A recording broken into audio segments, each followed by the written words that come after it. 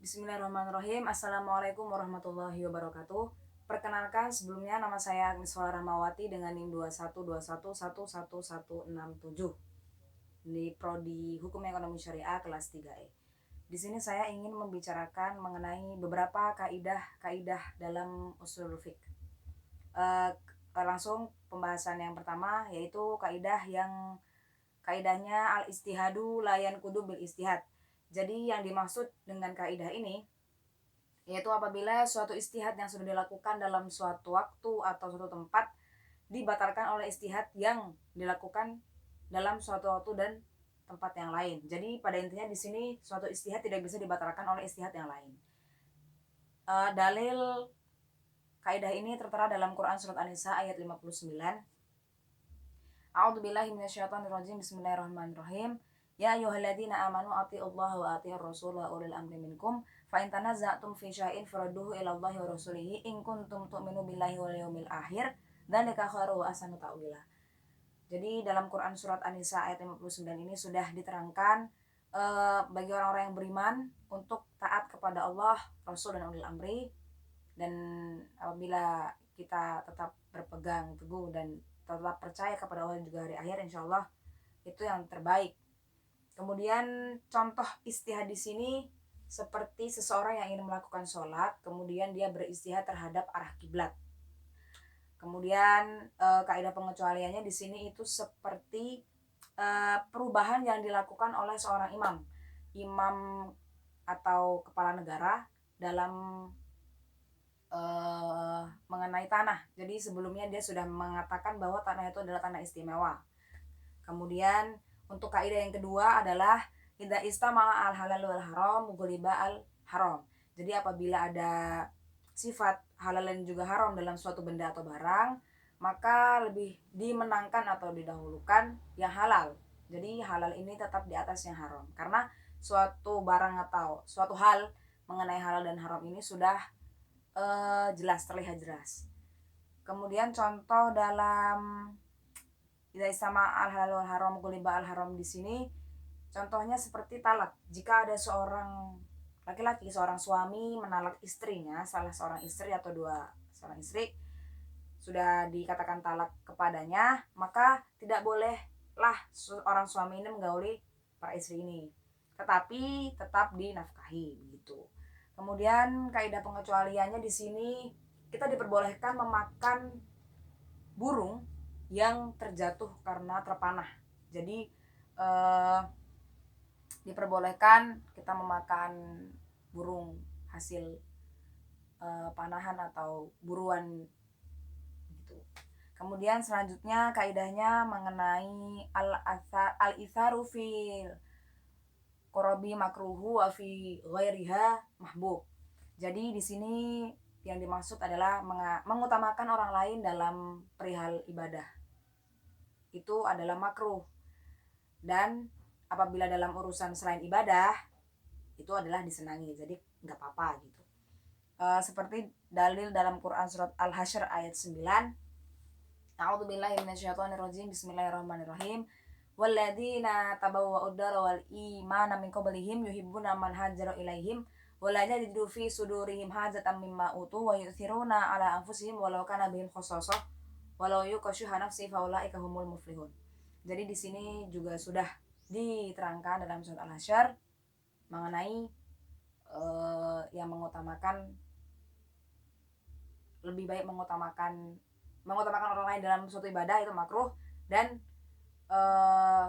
membuat orang lain itu senang itu mahbub gitu, disenangi. Contohnya seperti ketika kita ingin melaksanakan suatu ibadah, sholat, itu kita hanya memiliki sedikit air, yang mana air itu hanya cukup untuk kita saja, untuk bersuci kita. Nah, itu kita diperbolehkan untuk memakainya sendiri. Jadi tidak mengutamakan orang lain untuk menggunakan air tersebut. Karena jika kita mengutamakan orang lain, maka kita yang akan terbengkalai, kita yang tidak akan melaksanakan ibadah sholat gitu. Nah, kemudian selanjutnya kaidah mengenai at-tabi'u tabi'un. Jadi pengikut itu adalah pihak yang mengikuti. Jadi di mana orang itu mengikuti pasti mereka punya sumber yang mereka ikuti. itu apa. Dalilnya itu seperti dalam hadis riwayat Abu Dawud dan juga Tirmidzi yang artinya sembelihlah janin itu mengikuti sembelihan induknya. Jadi induknya aja begini berarti janinnya juga begini gitu kan. Kemudian contoh dalam kaidah ini itu seperti seorang makmum itu tidak boleh atau tidak dibenarkan untuk mendahului seorang imam. Yang namanya makmum mengikuti imam gitu. Ada sebuah hadis yang mengatakan bahwa siapa yang mendahului imam maka dia di hari akhir akan berubah kepalanya menjadi keledai gitu. Kemudian kaidah selanjutnya yaitu tasriful imamu ra'iyah manutu bil mas alah. Jadi yang dimaksud dalam kaidah di sini itu yaitu tasarruf atau tindakan seorang imam terhadap rakyat itu harus dihubungkan dengan suatu kemaslahatan. Contoh dalil tertera dalam Quran surat Al-Hujurat ayat 9. A'udzubillahi minasyaitonirrajim. Bismillahirrahmanirrahim. Wa aqsitu innallaha yuhibbul muqsitin. Yang artinya dan berlakulah seorang adillah atau seorang pemimpin ini sesungguhnya Allah itu menyukai orang-orang yang adil begitu. Contohnya seperti tidak boleh kita itu mengangkat jabatan bagi yang tidak berprofesi di bidang itu. Jadi apabila kita ingin mengangkat seseorang untuk menduduki suatu jabatan atau apalah itu kita harus memilih yang dimana orang itu berprofesi di bidang tersebut gitu. Kemudian kaidah selanjutnya yaitu al-hudud tasbutu bisyubuhat. Nah, maksud dalam kaidah di sini yaitu suatu kasus itu harus disertai bukti untuk menghukumi seorang tersebut. Jadi kalau ada kasus ya harus ada bukti untuk biar kita bisa menghukumi seseorang tersebut yang bersangkutan. Dalilnya al-bayyinatu alal mudai wal yaminu alaman ankar. Ya, artinya perlu dikemukakan bukti orang yang mendakwai dan orang yang terdakwa itu atau yang tertuduh perlu bersumpah bagi menafikan tuduhan ke atasnya. Jadi apabila sebagai bukti jika dia memang betul-betul bersalah, ya dia harus berani sumpah mau dia salah atau benar. Kemudian kaidah pengecualiannya di sini dalam hukum had. Jika hadnya itu ingin gugur maka syubhatnya harus kuat. Jadi suatu syubhat yang kuat bisa menggugurkan suatu had tersebut, hukuman had tersebut. Kemudian contoh pengecualiannya di sini itu tadi contoh pengecualian. Kemudian apabila contoh dalam kaidahnya di sini yaitu contohnya seperti seseorang yang meminum homer di sini dia akan sembuh dari penyakitnya. Jadi meminum homer sebagai obat penyakit kronis semisal begitu. Nah, di sini maka tidak boleh ditegakkan hukuman had karena minum homernya di sini bertujuan untuk menyembuhkan suatu penyakit begitu. Kemudian kaidah selanjutnya yaitu al hurru la yadkhulu tahta liyad. Jadi yang dimaksud dengan kaidah di sini orang yang merdeka itu tidak masuk dalam kekuasaan, dalam suatu kekuasaan. Nah, di sini tuh juga terdapat dalam Quran surat Al-Imran ayat 26. A'udzubillahi minasyaitonirrajim. Bismillahirrahmanirrahim. Qulillahumma malikal mulki tu'til mulka man tasya wa tanzi'ul mulka mimman tasya wa tu'izzu man tasya wa tudhillu man tasya biyadikal khair innaka 'ala kulli syai'in qadir. Jadi di sini Allah lah yang berhak untuk siapa yang akan Allah bela dan lainnya. Contoh yaitu mengurung seorang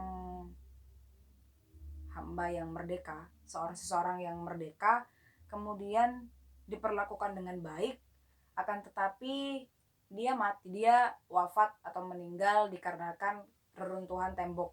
Nah, itu kita tidak berhak atau tidak wajib untuk mengganti rugi di situ. Tapi dalam kaidah pengecualian, apabila kita itu mengurung hamba sahaya dan juga meninggalnya atau wafatnya itu dikarenakan keruntuhan tembok, itu kita wajib untuk mengganti rugi. gitu.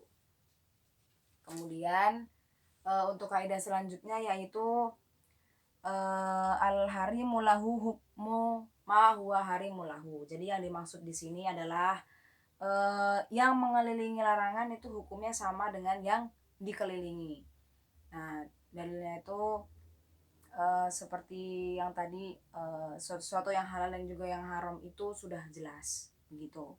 Kemudian contohnya seperti iktikaf di luar masjid. Jadi suatu bangunan masjid itu pasti di luarnya ada sedikit-sedikit seperti terasnya begitu. Nah, jadi apabila ada seseorang yang iktikaf tapi di luar masjid, di area masjid, di lingkup masjid, di terasnya itu diperbolehkan atau itu tetap termasuk dalam iktikaf yang sah begitu. Nah, kemudian kaidah pengecualiannya di sini itu menyetubuhi seorang istri dari belakang itu enggak gitu ya. Kemudian kaidah selanjutnya yaitu ida istama'a amroni min jinsin wahid lam yahtalif maqsaduhuma dakhala ahaduhuma fil akhir ghaliban. Jadi yang dimaksud di sini apabila berkumpul dua perkara dalam satu jenis atau tidak berbeda maksud dari keduanya, maka menurut biasanya yang satu maksud kepada yang lain. Jadi contohnya jadi maksudnya di sini adalah apabila ada berkumpulnya dua perkara dalam satu jenis dan itu tuh maksudnya sama, jadi yang dikerjakan satu saja begitu. Tapi kalau misalnya berbeda, ya keduanya. Kemudian contohnya itu seperti sholat tahiyatul masjid. Jadi seseorang yang sudah datang ke masjid kemudian dia sholat dan berniat untuk sholat tahiyatul masjid, nah itu sudah bisa dikatakan sebagai sholat tahiyatul masjid. Jadi dia sholat untuk dirinya gitu kan. Kemudian kaidah selanjutnya yaitu i'malul kalam aula min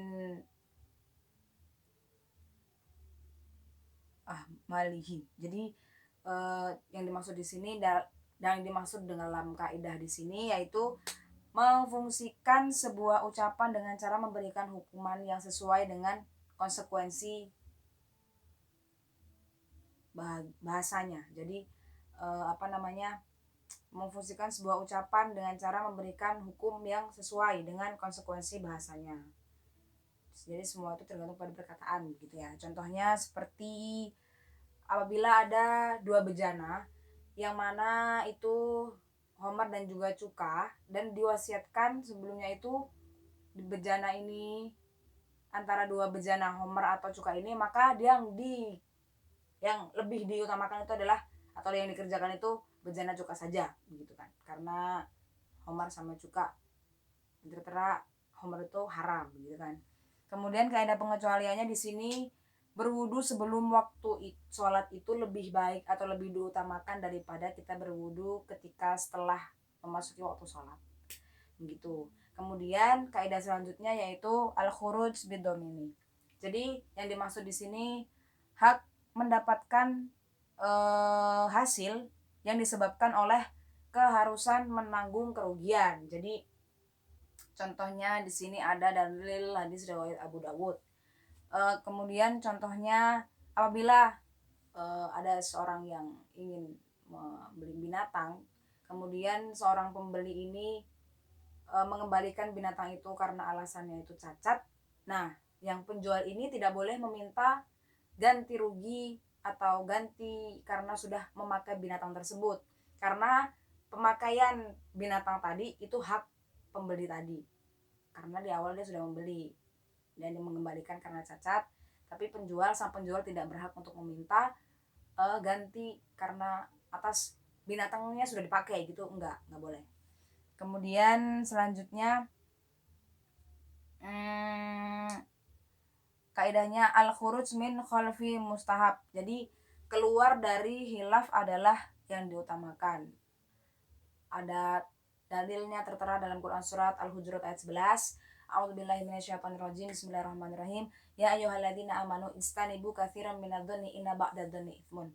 Jadi artinya wahai orang-orang yang beriman, jauhilah prasangka-prasangka karena sebagian dari prasangka itu adalah dosa. Karena kebanyakan prasangka itu prasangka buruk, kan?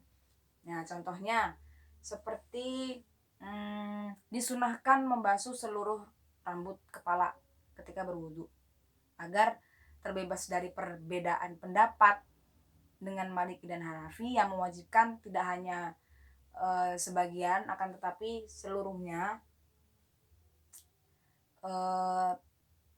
Dari situ kita disunahkan untuk membasuh semuanya karena seperti cari aman gitu ya.